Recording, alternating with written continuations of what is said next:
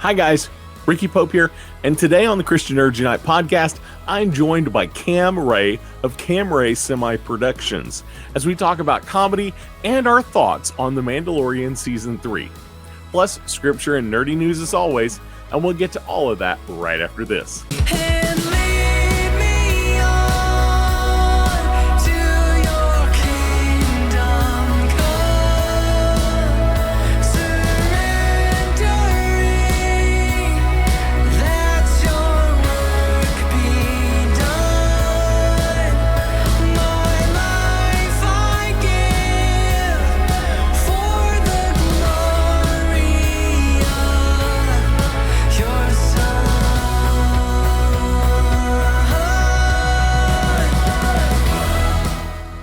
Thanks so much for joining me today. Let's start with some scripture. We're going to read Luke 10, 1 through 9. After this, the Lord appointed 72 others and sent them 2 by 2 ahead of him to every town and place where he was about to go. He told them, "The harvest is plentiful, but the workers are few. Ask the Lord of the harvest, therefore, to send out workers into his harvest field. Go, I am sending you out like lambs among wolves.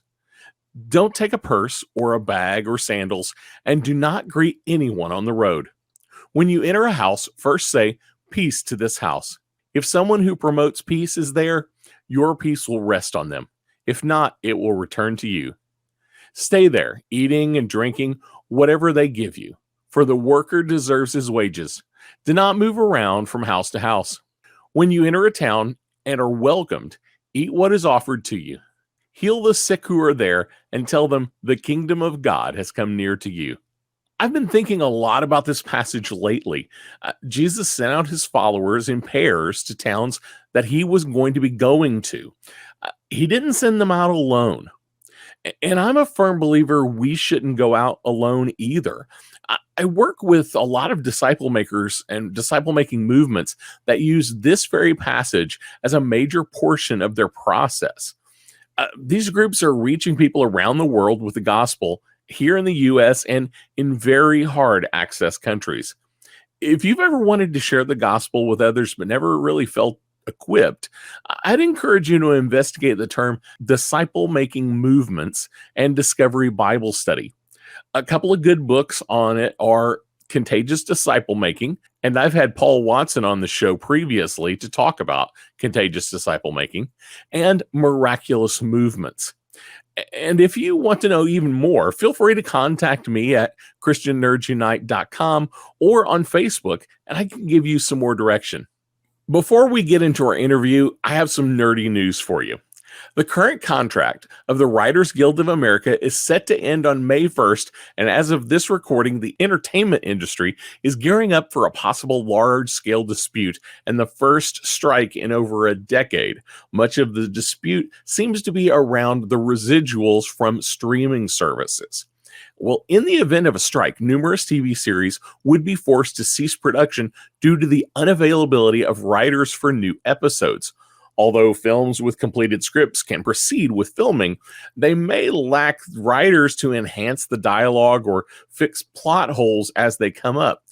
As a response to the potential disruption, studios and production companies have been accumulating projects in recent months. Despite this, certain segments of the industry may remain relatively unaffected.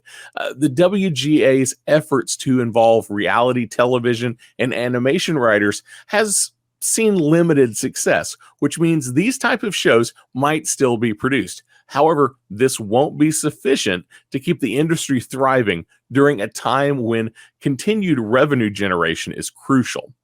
John Bernthal will be reprising his role as Frank Castle, aka the Punisher, in the upcoming Daredevil Born Again series on Disney+. According to The Hollywood Reporter, Charlie Cox and Vincent D'Onofrio will be reprising their roles as Daredevil and the Kingpin as well in the planned 18-episode epic. Deborah Ann Wall and Eldon Henson, who played classic supporting characters Karen Page and Foggy Nelson, respectively, are not currently expected to return at this point. There is plenty of room for characters to have a place with this series being so long, and it is possible they could have cameos at some point, and I do hope they do get to return. Cox and D'Onofrio are also expected to be key figures in the upcoming Echo series, and many say Echo will be setting the stage for Born Again. We'll have to wait and see how all that plays out. Now, let's get right into our interview. Cam, it is great to have you on the Christian Nerds Unite podcast today. Hey, thanks for having me. I know we've been chatting back and forth for a while now, and finally connected to get you on the show. Tell us a little bit about who Camray is. I play an idiot online, but I'm not one in real life. I will say that. Well, yeah, I won't give you a list of names to ask that information from, but no, I love music. I'm a musician. That's kind of my, I love playing music, performing. I teach music. That's kind of what I've always done vocationally, and for fun. I've also always enjoyed acting and performing. I actually started playing piano in church when I was 12, and I've done that ever since. So always been active in church music as well as other kinds of music, and got involved in jazz and all of that later on in high school, and went on to get a degree in that, which, that's what people use all the time for any other careers besides being a jazz player. But anyway, I feel you're paying my vocal performance major. Right. It all it ever did was get me interviews. Yeah, it's like, do you know what kind of degree I have? Now I do video production and marketing for a living. Yeah. Here you go. So, but I've always ultimately have a great family. Thankful of always they all love and know God, and so that's always been a big part of my life. And making people smile and laugh has always been a big part of my life. So that's kind of, it's pretty simple. I guess it's that whole, old skit on SNL where Jim Carrey he was on the Joe Pesci show, but they played Jim Carrey played, anyway, one of them played Jimmy Stewart, and then the other guy played Jim Carrey. It was like, I'm Jim Carrey. It was like, and he's just like, I'll do anything for a laugh. And that was kind of the whole, and I always go back to that because that's kind of maybe my fault and strength, I guess. I'll do anything for a laugh. My son will be like, you're embarrassing yourself. I'm like, no, I'm not. I'm embarrassing you. It's like, I don't get embarrassed. It's like, stop it. You're embarrassing yourself. Like, nope, can't happen. But anyway, so I just love making people smile and laugh. And so I've kind of, in the last, 4 or 5 years or so, kind of gotten involved online. I've always loved Star Wars and nerdy stuff as well. So I just it kind of happened, not by plan, not this great plan, this whiteboard, career criminal whiteboard of my online plan of humor. I've got ADHD, EFG anyway, so I don't make a plan. I jump in. So it just kind of one thing led to another. I'm like, hey, I kind of like, this is a place where I can combine music, comedy, Star Wars, meeting people, making people laugh. And so that's kind of, I guess that's probably it. I want to enjoy life and want to help other people enjoy it too. Very cool. I know you do a lot of comedy, Star Wars based sketches on your YouTube channel. Yes. Where do you come up with some of your ideas there? Somewhere around here, right behind the brain vein. That whenever I'm playing one of my angry Star Wars fan characters, it tends to bulge a little more. But I don't know. I think I grew up watching lots of episodes of SNL. Was always a big fan of SNL, SCTV. Then later, like Dick Van Dyke, Steve Martin, like kind of the physical comedy people, and Jim Carrey later on. So I've just always, I think, just combining all that craziness and have just always, I don't know. It just comes to me, and I think, oh, this is funny, but this is kind of what other people may do. So I'll take an idea and then say, what would be the not expected result of this? Try to make it funny because it's not what you expected. So I guess that's probably how comedy works anyway. But I don't Now, know. I'm probably a little crazy. So now I know you do a lot of comedy and you make fun yeah, of, Star Wars, and yeah, you make fun of angry Star Wars fans yeah, sometimes. yeah. But you kind of take Star Wars seriously a little bit, right? Oh, I love it. Yeah, it's pretty bad. I guess I'm not one of these crazy collectors where you're like, okay, that person has a problem. But it's like my office. My daughter, she's 6, but she has some friends in the neighborhood or whatever. When they first come over and they see the office / playroom, and she's like, "You can't touch that stuff. That's my daddy's office." They're like, "That's not an office. What are you talking about? It's a bunch of toys." I'm like, that's.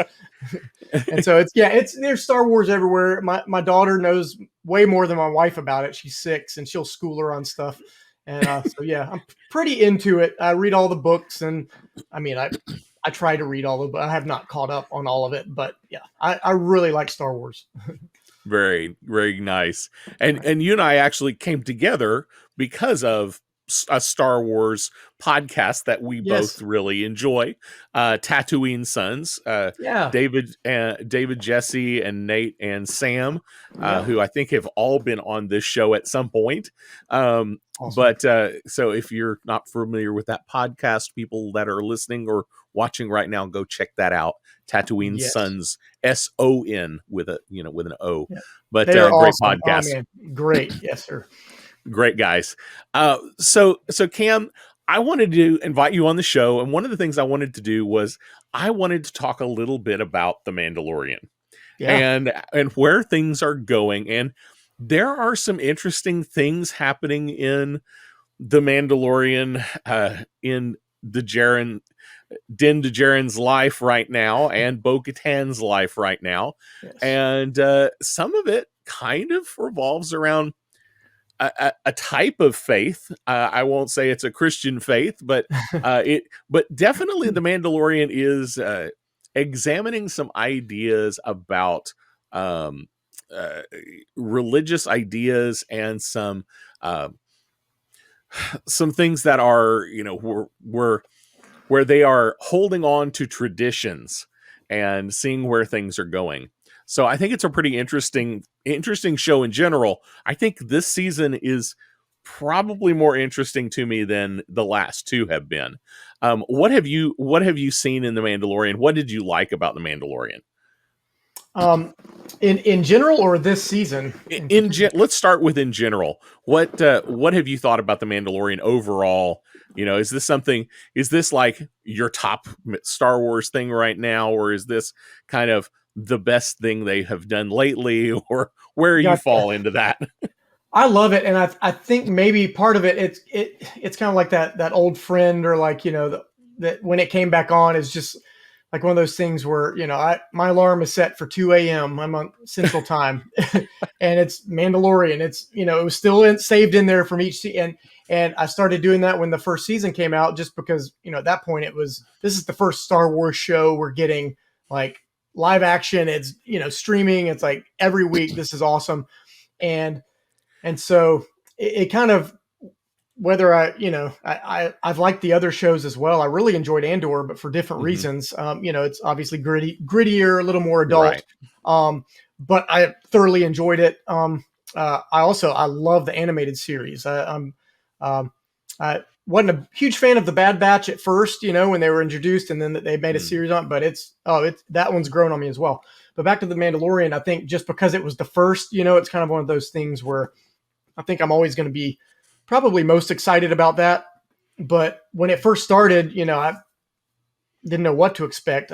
Wasn't a huge fan of the music at first, because I'm a huge John Williams fan, and I feel like, not that it has to be John Williams or someone copying John Williams, but for some reason I still kind of believe this even now, even with, it felt kind of the same way in Andor. Just, I feel like Star Wars probably, I would prefer it to have more of an orchestral, classic, Mm. timeless sound, I understand many people don't agree with that, or they're like, we got to get with the times, this and that. But even when Star Wars came out, that wasn't with the times. That music was already done with, I think but it gives it that timelessness.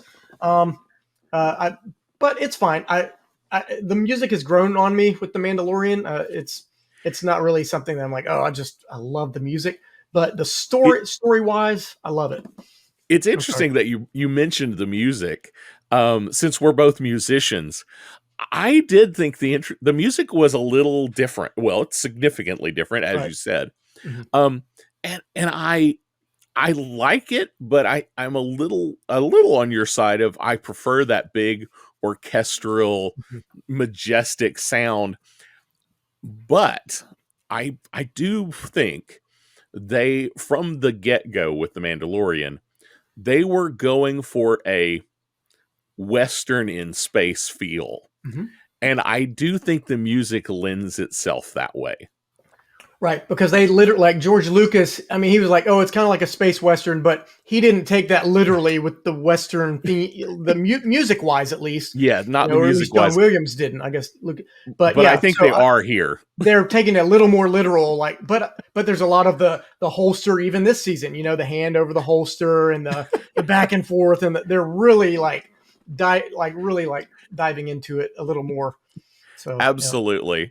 Yeah, this is if Star Wars was a Kurosawa film, a Mhm. samurai movie in space, The Mandalorian is a American spaghetti western in Yep, space. totally, totally.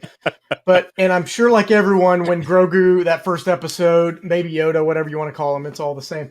Um, oh my gosh, I still remember, like, it was chills when you realize, wait, that's a little Yoda character, like that's one of his species, and the little finger, like, oh my gosh, I was sold from that point on. So it's like they knew what they were doing, or they didn't, but they were hoping they knew what they were doing, because that was great. But thematically, I love where it's heading, and I'm sure we'll talk about this season. But yeah, I'm like, I wanted to write it down. I haven't written it down yet, but just the religious themes, the it's like you said, it's not like, oh, this is Christian theme, or this is, like Lucas went with the whole, like, just the wide, Oh yeah. the generic spiritual, but there are some things happening that I thought are really cool, both with Bo-Katan and Din Djarin, that I mean, and I always think that way anyway. Like, oh, this could be a great sermon illustration, or this would be an awesome way to relate scripture to Star Wars. So Absolutely. And I definitely think we're headed to something. I'm just not sure what it is. yeah. Um, and in my brain, I have a couple of different ways. So let's kind of dive in. We've Okay. had 2 episodes now of The Mandalorian, and actually, by the time this episode releases, we might have a third one out. But we've had a couple of episodes, and what have you thought about this season?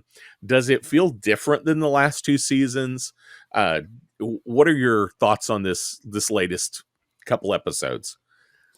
Yeah, it does feel a little different. I don't know if it's they found their footing, um, or it was kind of a little longer before they got to this episode or this season. So maybe just the space in between, time to think or whatnot. I know they've had some personnel changes due to different political and beliefs and statements and things like that. So I'm sure there's been some rewriting or some readjusting, and Mm. I don't know, I don't pretend to know everything with Disney and Lucasfilm and all that goes on behind the scenes, but it doesn't seem like they quite have all that together either.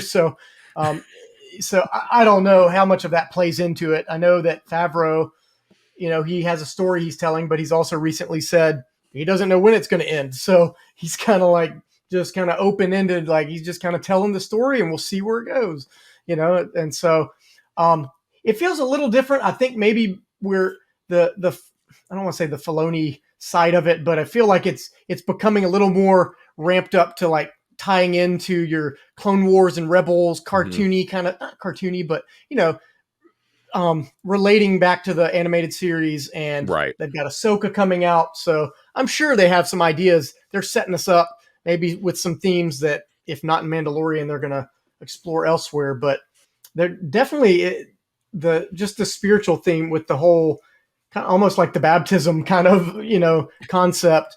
But anyway, we get into that. But it's just I think it's cool coming from both perspectives, because there's kind of almost a flip on both of them. Or I tend to try to argue the Christian perspective on anything, and I can kind of see it from both of their characters' points of views. So I don't know. Well, let's dive into that idea just a little bit. So we have these two characters that are steeped in their own personal belief systems, which are kind of antagonistic against each other a little bit.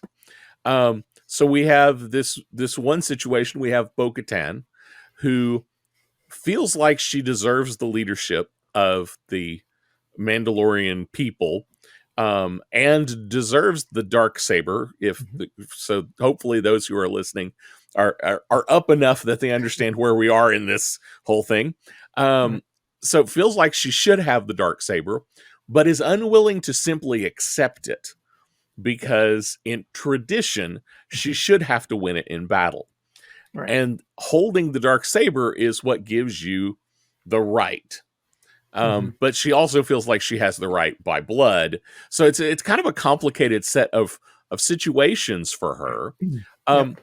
Where do you think that puts her in this whole scheme of things? With she's right now, she's not willing to go against her existing belief system. But at the same time, that's making it really difficult for her to continue to do the things she really feels like she should be doing. Right.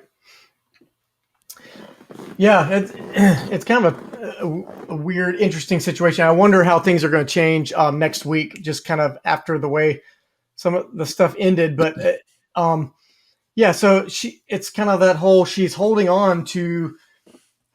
Well, in one aspect, she is. She's like, you have to win it a certain way. It's like it's rightfully mine, but I'm going to do it the right way, because this is, like, I guess this is the honorable.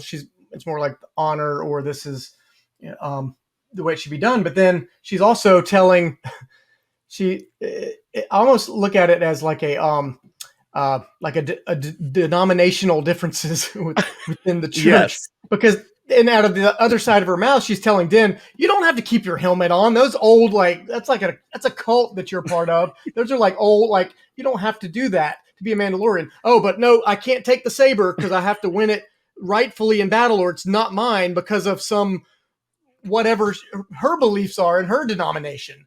It's like maybe the two different moons that they're from had slightly different views, or it's very interesting. But then she also said, like, her people, they left her because she doesn't have the dark saber, but she's still standing up for her beliefs that, like, well, they left me. I'm upset. She's basically just sitting on her throne, Yes. sobbing all day, or just poor me, pity party. But then she's not willing to, do what it takes to get it back, or to fight for it either. So kind of, I'm seeing the same thing. We have this dichotomy of, we have two people with two different beliefs. We have Din, who has the dark saber and doesn't want leadership and is willing to give it up. Yep. We have Bo, who won't accept it freely. Then we have Din, who is ousted from his group of people that he feels like he's connected with, because he's removed his helmet and wants to go redeem himself to them. So it is an interesting thing where we have this situation where we have someone who wants leadership, but wants leadership and feels like they deserve it, but won't just accept it. And we've got somebody who doesn't want leadership, but technically has it, even though he doesn't want it and has no interest in it. Yeah, but he's doing everything. I mean, he's going through, whatever it takes to, like, to be forgiven and clear his name, and be walking the path, the path he thinks is, the right path for his beliefs. But But then one thing I thought was interesting, and I should have researched this, because I should know more about this, the Mythosaur, because it's, and maybe you know this, and I'm just asking because I'm not sure. Like, do they think the Mythosaur is not a real creature? But well, they have the skulls, right? So it is Yeah, a real, I think it it's is a real a thing. real Like, creature. It's, okay, because she sees it, and then it seems like that just does something. Like, I don't know if she didn't truly believe. Maybe she thought that was just a, I don't know, but it seemed like that did something when they're coming up out of the water, and it's almost like they symbolically they were both baptized, at the same time. She didn't realize that, I don't know. I can't yeah, really I figure think out their fake religion, whatever they're coming up with, but something yeah, like that. I'm not sure where that falls for her. Yeah. I believe the belief was that they were extinct. Okay. So Gotcha. if that in fact, if what we saw in the water in this recent episode is in fact a mythosaur, that would be a surprise to her Yeah. probably. Okay. So Um, that's, yeah. so There you so whether definitely extinct, and then there's a some story of somebody taming them and riding them.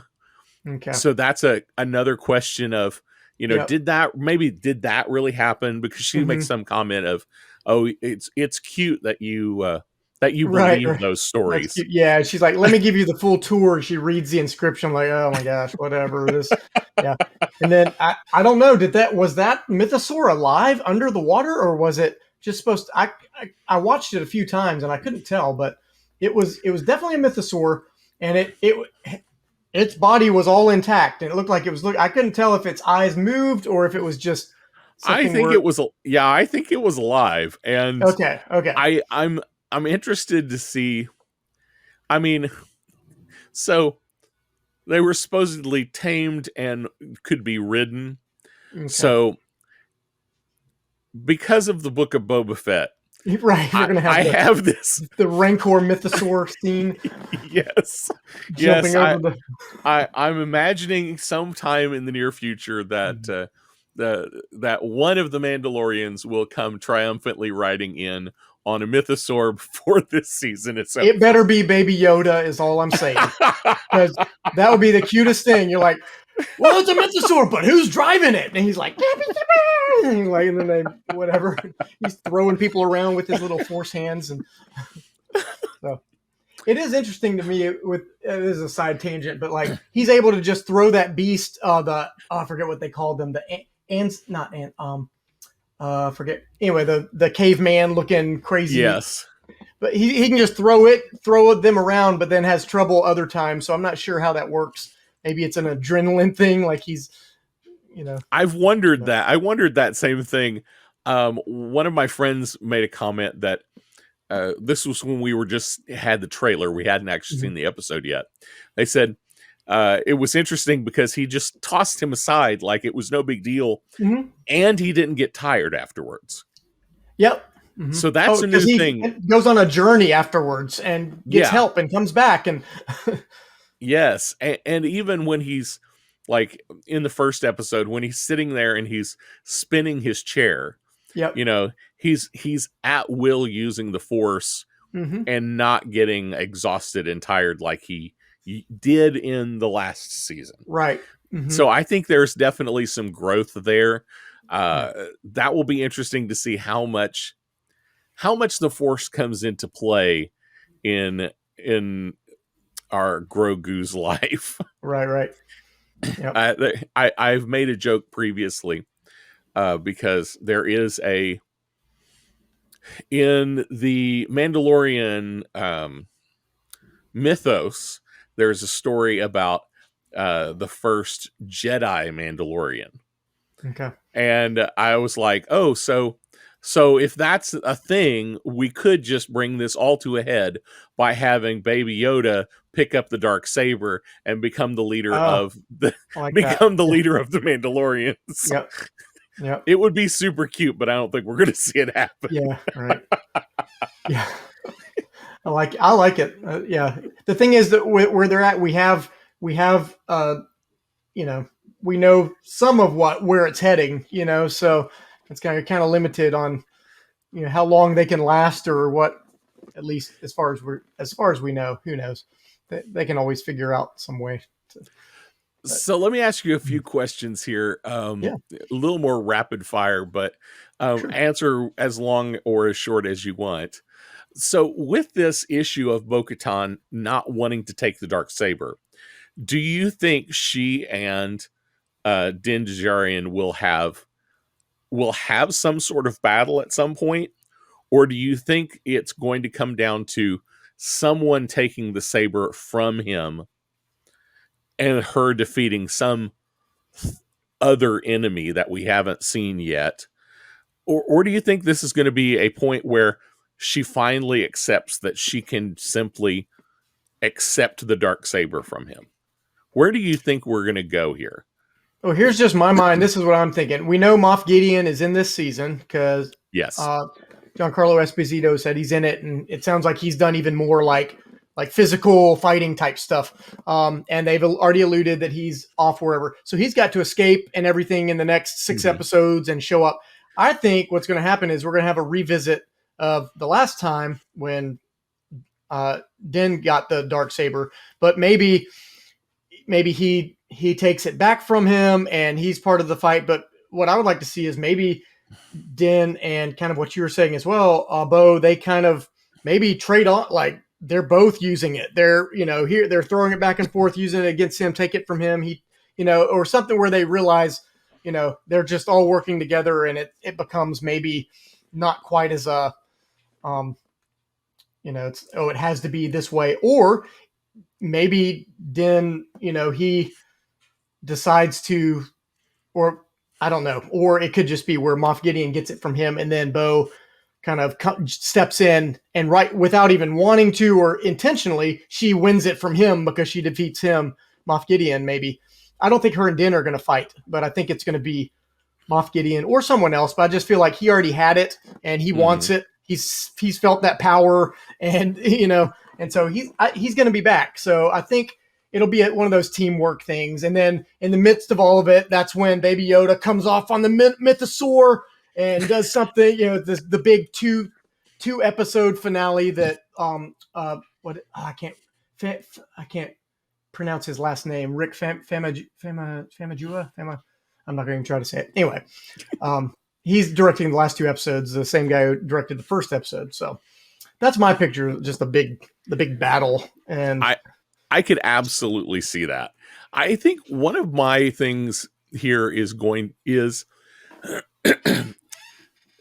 there's this idea that I have running through my head.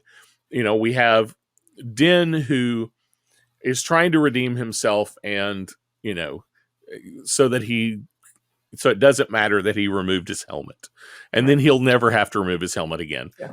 That's the idea here. Then we've got Bo who won't take the saber, has to win the saber in battle, blah blah blah. So here's one of my thoughts. I think they both either have to fulfill their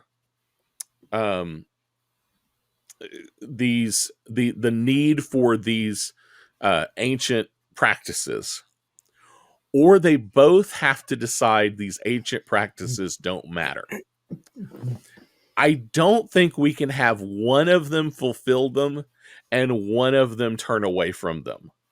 Yeah. What do you think about that? Is this an either or thing, or can we split the baby, so to speak?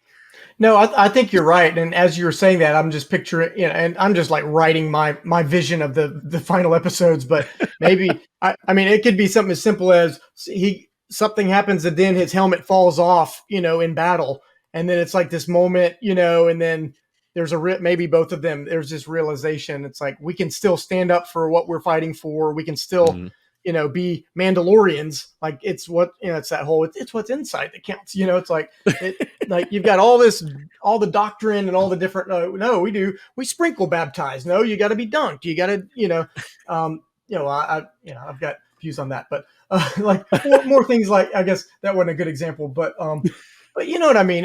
But even Yeah. that, it's like it's the heart. It's ultimately, it's like we have all these man-made rituals and ways you're supposed to do things and this and that, or you should do this, or no, this is pre whatever doctrines they're talking about. But at the end of the day, they're all referring to their people, the Mandalorians.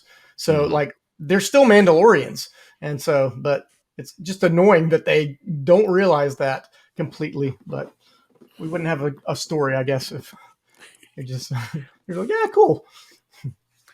Yeah, I feel like this is more of a should we use old hymns or new songs in the church There you kind of go. That's a good situation. example. Yes. Yes. Sure. All of the above. Or not. That's okay as well.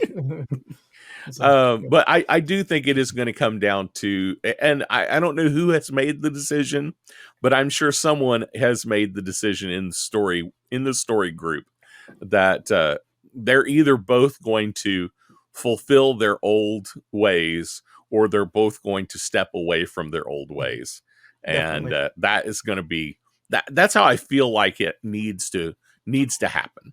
It But has I'm to, and they've yeah, sorry. just not sure how. Yeah. No, I agree because they're definitely moving in that direction. They've alluded to it for all three seasons, and now it's like it seems like that's a big focus now. It's like now we know Mandalore is available, and it, they can it's not poisoned or whatever. They're both kind of learning different lessons along the way, I think, and it's going to be one of those things. I think they help each other out to realize that. So, but yeah. Now, I know you are active on Twitter and Mhm. active on the internet in general. Have you seen the inscription on the green stone? I did, and someone said it was what Exodus. I actually looked it up and read the It's I'm pretty sure I didn't go back and read the actual. I read what was posted. I didn't go back and read the whole scripture set, but I'm pretty sure it's the plague of flies. it's the locusts. Yep. Locusts. Okay, But it's only locusts. the part after he says what it is, and it's just Yeah, basically saying it's yeah, just the results. right. But This is what's going to happen if you don't. Yeah, yeah. I thought that was interesting that somebody Mhm. took the time to do that. Yeah, I Um, couldn't tell from the picture. I was like, I can't. How do you even read that? But I was gonna say somebody had to enhance that image in order right, to see that, but I haven't seen it disproven, and I've right, seen it same. mentioned. Like Screen Rant is okay with it, saying it's Hmm. accurate.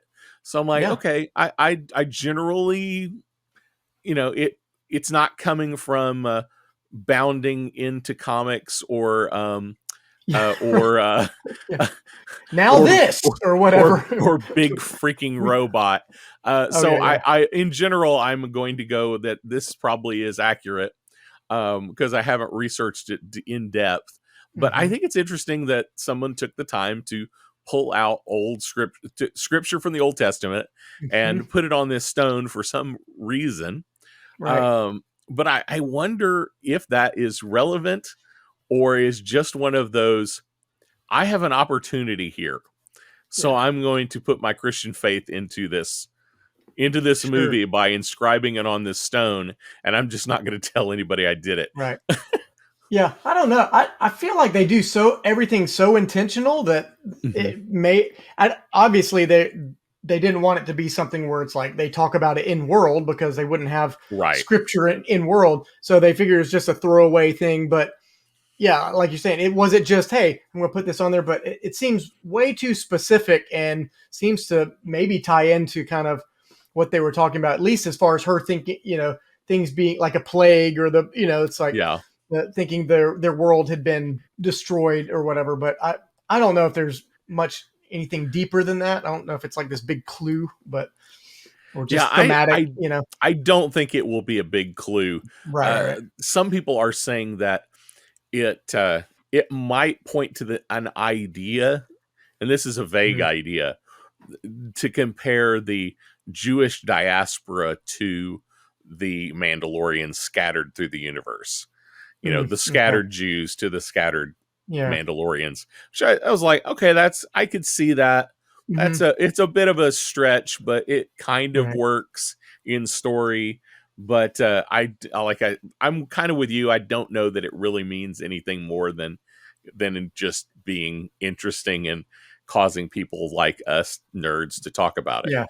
Yeah, and I typically, and this could just be me, I typically tend to think, oh, anybody working on that, they're probably not a Christian to begin with, and so that's just my general take on. It's probably not true. I'm sure there are plenty of Christians working on it, but I wonder some, because a lot of times you'll see in movies they'll use scriptural references and all, and like almost like it's very intellectual how they're using it, but then it's kind of like it's not really used, not coming from a Christian perspective. They're just That's using not it. really what that Yeah, word. It does not mean what you think. I do not yeah, think that right, word means what you think it means. Yeah, right. They're I'm using it right there more with from you. just a strictly religious. Oh, it's a historical religious document that we're using because it makes it seem more Yeah, spiritual or whatever. I think this that's sounds probably really more of what it good. is. Yeah. Oh, that's cool. Remember there are plagues, and because everybody knows that story. You don't have to be a Yeah, Christian or a Jew, to know that. And so, but maybe not. But I think it's just a cool. They're like, we need to have it say something. Why don't we have it relate to something like that? yeah. I think I'm right there with you on that. So, any other thoughts about where we're going with the Mandalorian this season? Oh gosh. I don't know. I try not to do too much speculating.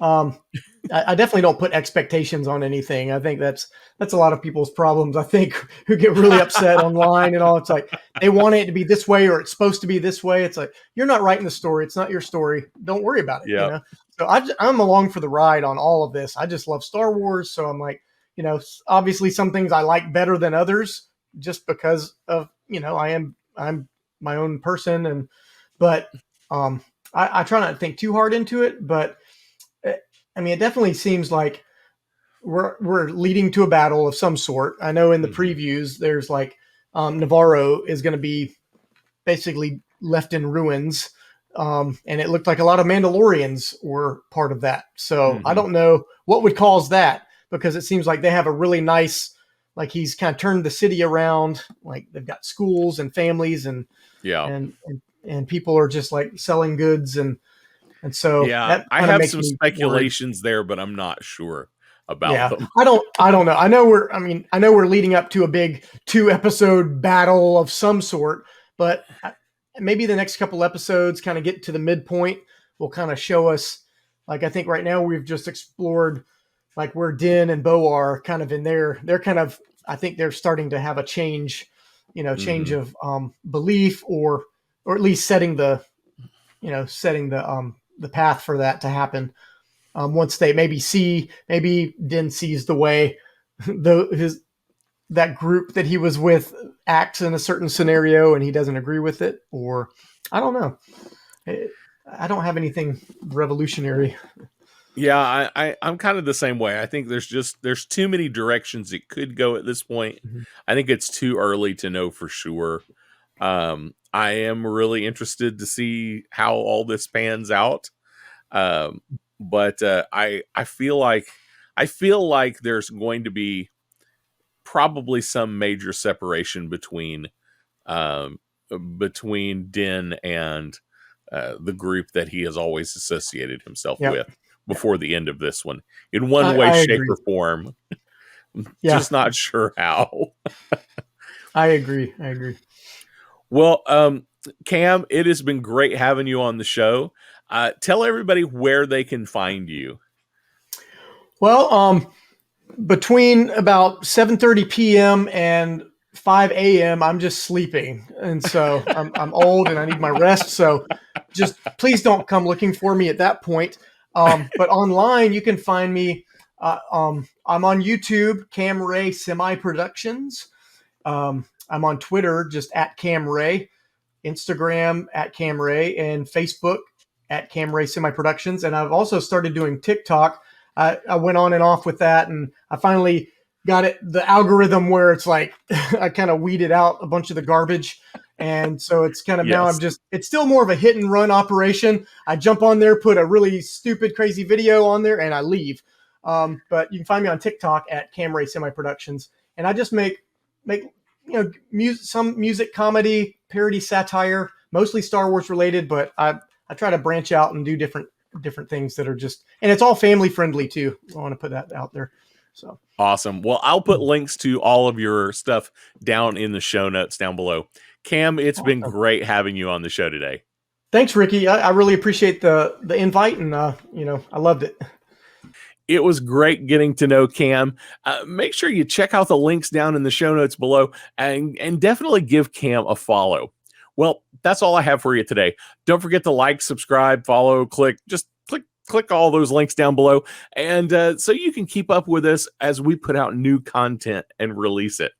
You'll want to find our social links and links to our YouTube channel and to our online store at ChristianNerdsUnite.com. And if you enjoy the show and want to help even more, consider becoming a supporter on Patreon. We've changed all of our Patreon levels recently, and every level has great benefits and makes a huge difference in the ministries we're able to support. Supporters will also get to hear exclusive stories of believers we're serving around the world through our ministry partners. To check it out, go to patreon.com/ChristianNerdsUnite or ChristianNerdsUnite.com and click on support in the menu. Before you go, I do want to leave you with this blessing. John 14:27, the words of Jesus. Peace I leave with you, my peace I give you. I do not give to you as the world gives. Do not let your hearts be troubled, and do not be afraid. We'll see you next week. Blessings.